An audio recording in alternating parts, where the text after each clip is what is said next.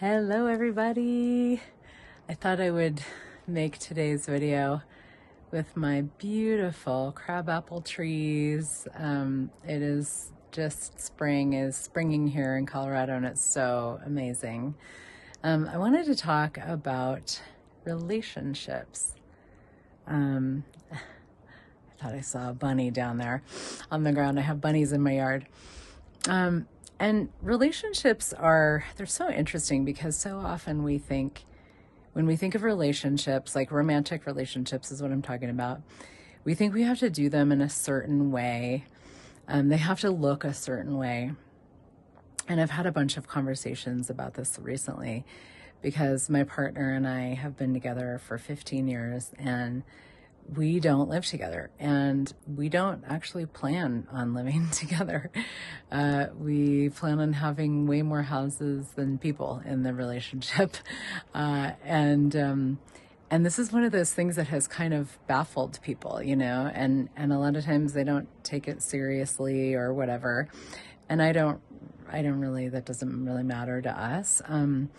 But it's like, I think, when you get into a relationship, you think, a lot of times you think it has to look a certain way because that's how relationships are. And the choices that you make, they kind of mean something, so it's like, well, if you really loved each other, you would live together. Or if you really meant something to each other, or if you were really committed to each other, you would live together. And for us, it's just been, very pragmatic. The first thing is we don't live in the same state. So there was that. And we also didn't make that a problem. We didn't make it a problem that we, didn't live in the same state, and we couldn't really live together for a long time because we both had kids.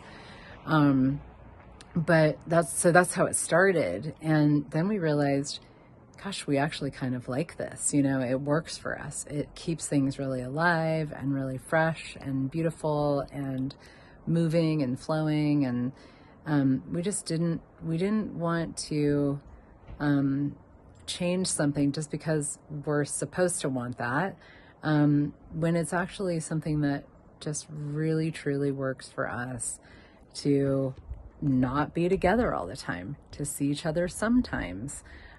We do see each other a lot, but we both have very full lives, and we really, enjoy that. And we are happy for each other that we both like to create so much.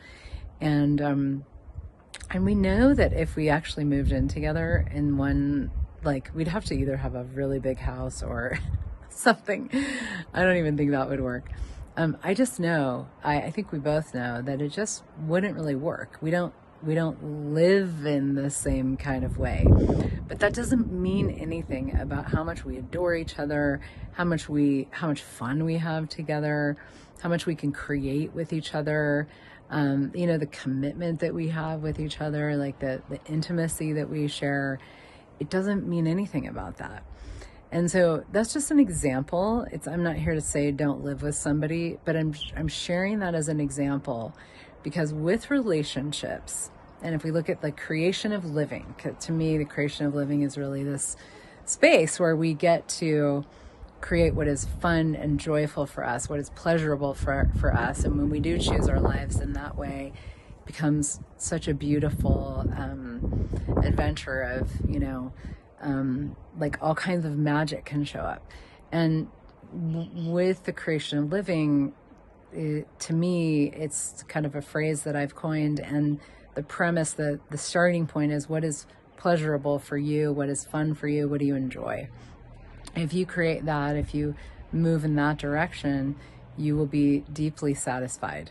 And you will enjoy and the what it is that you create will be very fruitful, because you're honoring yourself and you're starting with that space of honoring you and knowing what's true for you. And we've got to look outside the box. We've got to really look at what is different about each one of us. What are your preferences? What are your choices? What do you, what works for you in your life? And then start to choose the things that match that.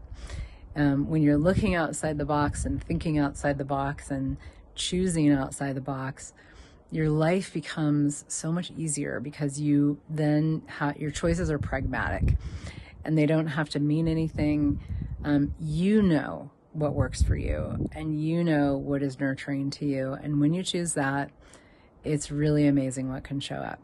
And, you know, you have to also, like, specifically in terms of a relationship, you have to, in order to function like that, because it's different, you got to have someone who's willing to be out of the box with you and willing to explore new ways of being in a relationship, and you know, challenge the presumptive realities around what relationships have to be, so that you can get clear on what's true for each of you. Does that work together? And then how would you like to proceed? What would you like to create that is different and that has never existed before?